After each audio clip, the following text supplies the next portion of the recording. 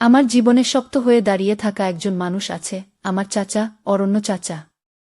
আমি ছোট থেকেই তাকে দেখি অন্যরকম একজন মানুষ হিসেবে। বাড়ির সবার ভিড়ের মাঝে তিনি সবসময় একটু আলাদা, স্বল্পভাষী, শান্ত, কিন্তু চোখে অদ্ভুত এক মমতা। মা বাবা দুজনই চাকরি করেন, স্কুল কলেজের পথে অনেক সময় আমি একা হয়ে যেতাম। সেই শূন্য জায়গাটা কোনো শব্দ না করেই পূরণ করে দিতেন অরণ্য চাচা। আমার মাথায় হাত রেখে বলতেন, রিয়া, দুনিয়াতে সবাই পাশে দাঁড়ায় না, কিন্তু আমি থাকব যতদিন তুমি আমাকে ডাকবে। তার এই কথাটা আমার মনে এক অদ্ভুত নিরাপত্তা তৈরি করে দিত। একদিন সন্ধ্যায় কলেজ থেকে ফিরেই দেখলাম বাড়িতে কেউ নেই, শুধু চাচা বারান্দায় বসে আছেন। আমার চোখে ক্লান্তি দেখে তিনি ধীরে বলে উঠলেন, আজ তোমাকে ভীষণ ক্লান্ত লাগছে রিয়া। কি হয়েছে? আমি ভেঙে পড়লাম। দিনভর দৌড়ঝাঁপ, ক্লাসের চাপ, আর বন্ধুর সাথে ভুল বোঝাবুঝি, সব মিলিয়ে মনটা খুব ভারী হয়েছিল। চাচার সামনে দাঁড়াতেই চোখের পানি থেমে রইল না।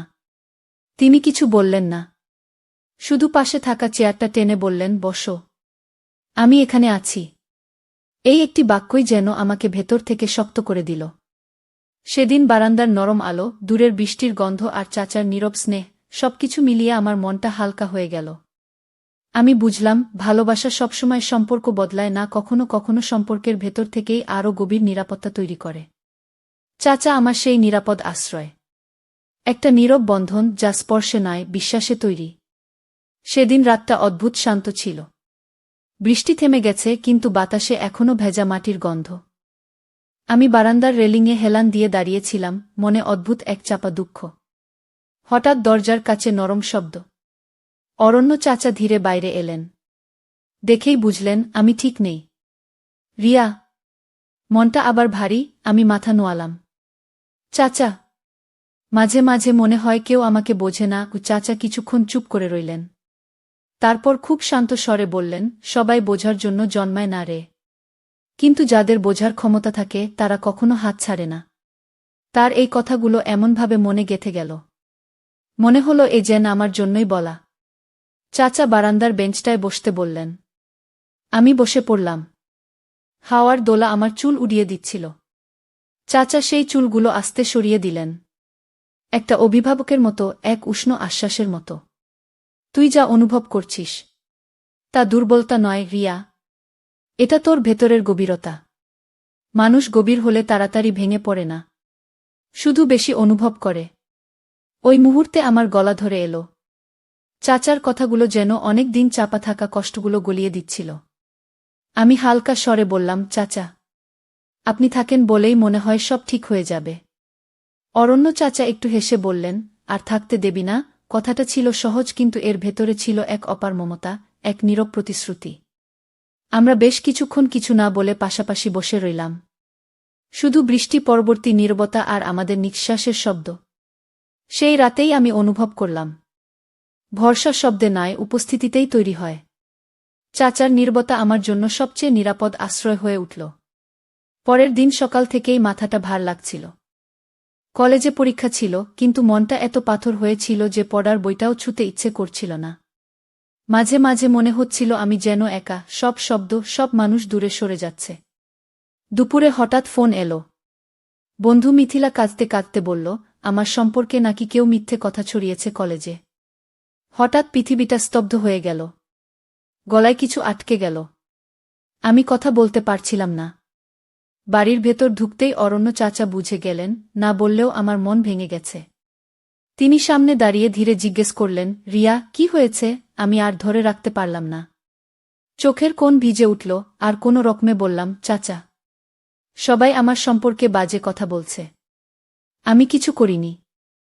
তবু সবাই আমাকে কিছু বলতে না পেরে বাকিটা কান্নার স্রোতে ভেসে গেল। চাচা এগিয়ে এসে খুব ধীরে, অত্যন্ত স্নেহে আমার কাঁধে হাত রাখলেন। কোনো ভুল স্পর্শ নয়, কোনো ভুল উদ্দেশ্য নয়, একজন অভিভাবক যেমন করে ঠিক তেমন গভীর আশ্বাস। রিয়া, তুই কেন কাঁদছিস? মানুষ ভুল কথা বলে কারণ তারা সত্যিটা জানে না। তুই কি নিজের সত্য জানিস না? আমি চোখ তুলে তাকালাম। চাচার চোখে কোনো বিচার ছিল না, শুধু ভালোবাসা আর বিশ্বাস। আমি তোকে চিনি। তোকে দেখেছি ছোট থেকে। তুই ভালো মেয়ের থেকেও বেশি। তুই শক্ত। এটা মনে রাখিস। তার স্বর এত শান্ত মনে হলো আমার সব ভয় ধীরে ধীরে গলে যাচ্ছে। চাচা আবার বললেন, কাল কলেজে যাবি। যা ঘটেছে আমরা একসঙ্গে সামলাব। আমি তোকে একা যেতে দেব না। আমি অবাক হলাম। আপনি একসাথে যাবেন? চাচা মাথা নেড়ে বললেন, মানুষ তখনই শক্ত থাকে যখন পাশে কেউ থাকে। তুই যদি চাস আমি থাকব। মুহূর্তটা যেন থমকে গেল। আমি বুঝলাম, সম্পর্ক সবসময় রক্তের নয়, কখনো কখনো সম্পর্ক তৈরি হয় ভরসা, স্নেহ আর নির্ভরতার মাধ্যমে। সেদিন চাচার উপস্থিতি আমার সবচেয়ে বড় শক্তি হয়ে দাঁড়াল। তার নীরব আশ্বাসে আমার বুকের ভাঙা জায়গাগুলো ধীরে ধীরে জোড়া লাগছিল। সকাল থেকেই মনটা অদ্ভুতভাবে শান্ত। হয়তো কাল রাতে চাচার কথাগুলো আমাকে বদলে দিয়েছে। একটু ভরসা পেলে মানুষ কতটা বদলে যেতে পারে আমি এবার বুঝলাম। আজ কলেজে যেতে হবে সেই একই মানুষদের সামনে, যারা গতকাল আমার সম্পর্কে মিথ্যে গল্প বানিয়েছিল। কিন্তু আজ আমি একা নই। অরণ্য চাচা পাশে আছেন। কলেজের গেটের সামনে আমি একটু থমকে দাঁড়ালাম। চাচা খুব স্বাভাবিক ভঙ্গিতে বললেন, ভয় পাস না। সত্যের সামনে গুজব টেকে না। তার কণ্ঠটা এত শান্ত, এত স্থির, মনে হলো কোনো ঝড় এলেও উনি দুলবেন না। আমরা ভেতরে ঢুকতেই কয়েকজন ছাত্রছাত্রী নিজেদের মধ্যে ফিসফিস করতে লাগল। এবার আমার বুক ধড়ফড় করছিল, কিন্তু চাচার উপস্থিতি আমাকে শক্ত করে রাখল। বিভাগীয় অফিসে চাচা খুব ভদ্রভাবে অফিসে ঢুকে বললেন, আমি রিয়ার অভিভাবক হিসেবে এসেছি। ওর সম্পর্কে কিছু অভিযোগ উঠেছে শুনেছি। আমরা সত্যটা জানতে চাই। তার গলার স্বর ছিল কিন্তু কখনোই রাগী নয়। এটাই তার শক্তি, চিৎকার না করে সম্মান নিয়ে কথা বলেই তিনি সবাইকে থামাতে পারেন। অফিসার মৃদু হেসে বললেন, আসলে রিয়া খুব ভালো ছাত্রী। ব্যাপারটা ভুল বোঝাবুঝির। চাচা শান্তভাবে জিজ্ঞেস করলেন, ভুল বোঝা হলে সেটা দূর করাই তো দায়িত্ব। একজন মেয়ের সম্মান নিয়ে কারো খেলা করা চলবে না। ওনার কথায় এমন দৃঢ়তা ছিল যে পুরো ঘরটা একটু চুপ হয়ে গেল। শেষ পর্যন্ত জানা গেল, যে মেয়েটা আমার উপর হিংসে করত সেই কিছু বানানো কথা ছড়িয়েছিল। ওই মেয়েটি নিজেই পরে ক্ষমা চাইল। তার চোখে অনুশোচনা ছিল। আমি খুব ধীরে বললাম, আমি তোমাকে দোষ দিচ্ছি না, কিন্তু কোনো মেয়ের নামে এমন কিছু বলার আগে ভাবো ওটা তার জীবনে কী প্রভাব ফেলতে পারে। চাচা পাশে দাঁড়িয়েই মাথা নেড়ে বললেন, এটাই রিয়া। শক্ত, কিন্তু দয়াহীন নয়। বাড়ি ফেরার পথে আমরা দুজন পাশাপাশি হাঁটছিলাম। আমি বললাম, চাচা, আপনি না থাকলে আজ আমি ভেঙে পড়তাম। উনি হালকা হাসলেন, তুই তো আমার মেয়ের মতো। তোর কান্না দেখলে আমারও খারাপ লাগে। তুই যেন কখনো নিজেকে একা না ভাবিস। আমি আছি। উনি খুব সাধারণ কথা বললেন, কিন্তু তাতে এমন গভীর স্নেহ ছিল যা আমাকে ভেতর থেকে ছুঁয়ে গেল। সেদিন বুঝলাম, ভরসা সব সম্পর্কের ভিত্তি। এবং চাচা আমার জীবনের সেই ভরসার মানুষ। কলেজের সেই ঘটনাটা কাটিয়ে উঠতে আমার আরও কয়েকদিন লেগেছিল। মানুষের চোখের সামনে দাঁড়ানোই যেন কঠিন হয়ে গিয়েছিল। কিন্তু ধীরে ধীরে বুঝলাম, ভরসা পেলে মানুষ আবার দাঁড়াতে পারে। আর সেই ভরসাটা আমি পেলাম অরণ্য চাচার কাছ থেকেই। সন্ধ্যায় চাচার ফোন। সেদিন সন্ধ্যায় হঠাৎ চাচার ফোন এলো। আজ কেমন লাগছে উনি জিজ্ঞেস করলেন। আমি একটু ইতস্তত করে বললাম, ভালো। তবে মনটা অদ্ভুত লাগছে। চল আজ একটু হাঁটতে যাই, চাচা বললেন, মাথাটা পরিষ্কার হবে।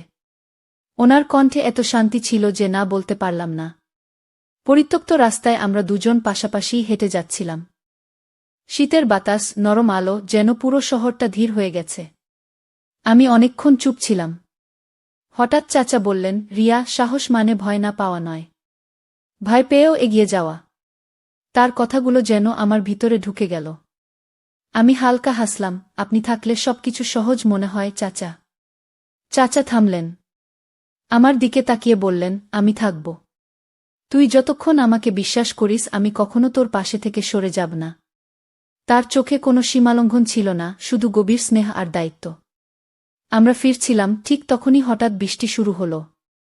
চাচা তড়িঘড়ি করে তার শালের অর্ধেকটা আমাকে ঢেকে দিলেন। এই, ঠান্ডা লাগবে না তো? আমি একটু অবাক হয়ে তাকালাম। চাচা, আপনি নিজে ঠান্ডা লাগাবেন কেন?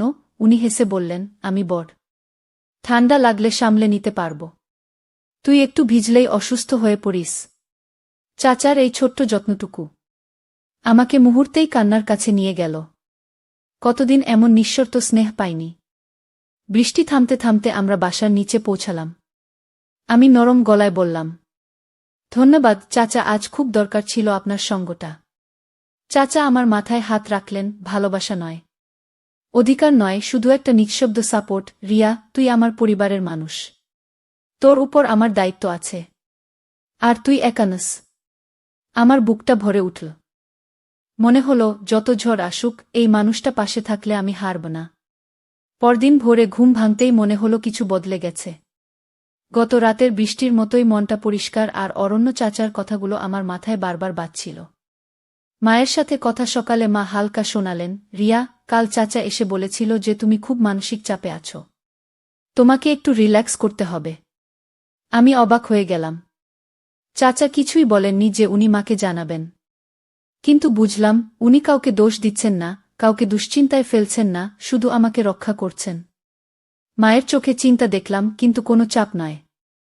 মনে হলো অরণ্য চাচা নিজের মতো করে সবকিছু ঠিকঠাক করে দেন। দুপুরে হঠাৎ ফোন করলেন, রিয়া, একটু অফিসে আসবি, তোর একটা কাজ আছে। আমি ভাবলাম কাজ মানে হয়তো কাগজপত্র বা কোনো প্রিন্টিং কিছু। অফিস পৌঁছে দেখি চাচা দরজায় দাঁড়িয়ে আছেন। তিনি হেসে বললেন, চল, তোকে একজনের সাথে দেখা করাব। আমি অবাক। চাচা আমাকে নিয়ে গেলেন একজন মহিলা কাউন্সেলরের কাছে। মানসিক নরম জায়গাগুলো। চাচা বাইরে দাঁড়িয়ে রইলেন, আমি ভেতরে বসেছি। মহিলা ধীরে বললেন, তোমার চাচা বলেছে তুমি খুব চাপের মধ্যে আছো।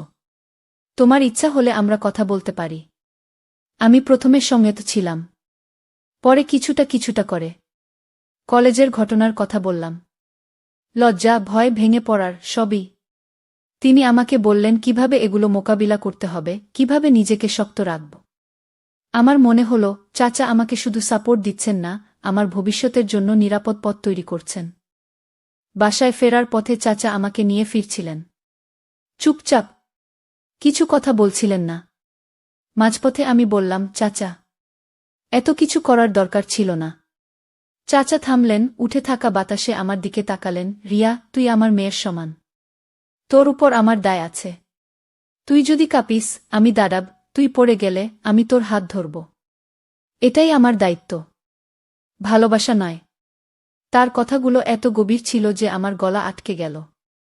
আমি শুধু ধীরে বললাম, আপনি থাকলে সবকিছু সহজ লাগে চাচা। চাচার চোখ নরম হয়ে গেল, কিন্তু তিনি কোনো সীমা পার করলেন না। শুধু মাথায় হাত রাখলেন, আমি থাকব যতদিন তোর দরকার। মুহূর্তটা ছিল নিঃশব্দ, স্নেহে ভরা, গভীর, কিন্তু সম্পূর্ণ নিরাপদ। কিছুদিন পরে বুঝতেই পারলাম, আমার ভিতরের ভাঙাচোরা অংশগুলো ধীরে ধীরে জোড়া লাগছে।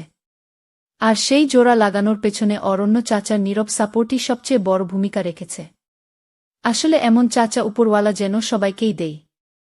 তো বন্ধুরা, ভিডিওটি ভালো লাগলে কমেন্টে জানাবেন। এই রকম ভালোবাসার গল্প শুনতে চাইলে চ্যানেলটি সাবস্ক্রাইব করুন এবং পাশে থাকুন, আর আপনার বেল আইকনটা বাজিয়ে রাখুন, যাতে নতুন ভিডিও আপলোড করা মাত্র আপনারা দেখতে পান।